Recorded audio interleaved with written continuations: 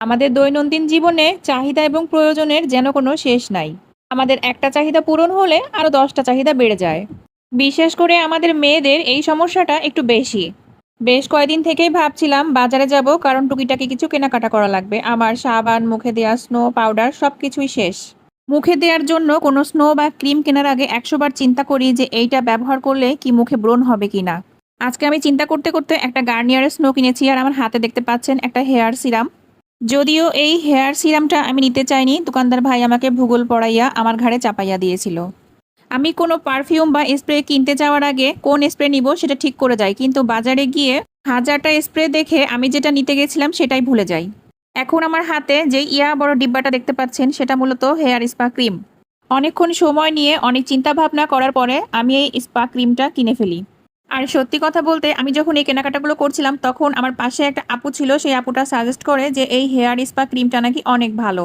So guys, এখন আমার হাতে যে ফেস পাউডারটা দেখতে পাচ্ছেন, এই ফেস পাউডারটা আমি এর আগে কখনোই ব্যবহার করিনি, এই প্রথম অনেক শখ করে কিনেছি। আর এই ফেস পাউডারটা কেনার একটা কারণ হলো, বাজারের অন্যান্য ফেস পাউডারের থেকে এই ফেস পাউডারটা একটু অন্যরকম লাগছিল এবং এটার প্রাইস নিয়েছিল ৪৫০ টাকা। কেনার সময় চট করে কিনে ফেললেও বাসায় আসার পরে আমি আর এই ফেস পাউডারটাকে কোনোভাবেই খুলতে পারছিলাম না। অনেকক্ষণ মুচড়ামুচড়ি করার পরে তারপরে বুঝতে পারলাম, ও আচ্ছা, এটা খোলার জন্য এত সুন্দর একটা অপশন রয়েছে, আর আমি গাধার মতো কখন থেকে মুচড়ামুচড়ি করছি। আমার খুব পছন্দের একটা সাবান হলো ইম্পিরিয়াল। অন্যান্য সাবান বা ফেস ওয়াশ মুখে দিলে অনেক সময়তে মুখের স্কিনের সাথে অ্যাডজাস্ট হয় না, যার ফলে ব্রণ হয়ে যায়। কিন্তু ইম্পিরিয়াল সাবানটা আমার স্কিনের সাথে খুব ভালো অ্যাডজাস্ট হয়, এইটা ব্যবহার করে কখনোই আমার মুখে ব্রণ হয় না। তবে হ্যাঁ, ডাভ সাবানটাও ভালো লাগে, কিন্তু ডাভ সাবানের একটা সমস্যা হলো সহজে ফেনা কাটতে চায় না, তাই আমার খুবই বিরক্ত লাগে। বর্তমানে বাজারে যেসব অয়েল কন্ট্রোল ফেস ওয়াশ রয়েছে সেগুলো ব্যবহার করলে দেখা যায় একটা সময় মুখের স্কিনে আর কোনো অয়েলই থাকে না, তখন স্কিনটা কিন্তু একদমই শুষ্ক হয়ে যায় এবং মুখের ত্বকে একটা খসখসে ভাব চলে আসে। অয়েল কন্ট্রোল ফেস ওয়াশগুলো ব্যবহার করার কারণে আমার স্কিনে অনেক রকম সমস্যা হতে শুরু করে। একটা সময় আমি এই অয়েল কন্ট্রোল ফেস ওয়াশগুলোকে জীবন থেকে বিদায় দিয়ে দেই।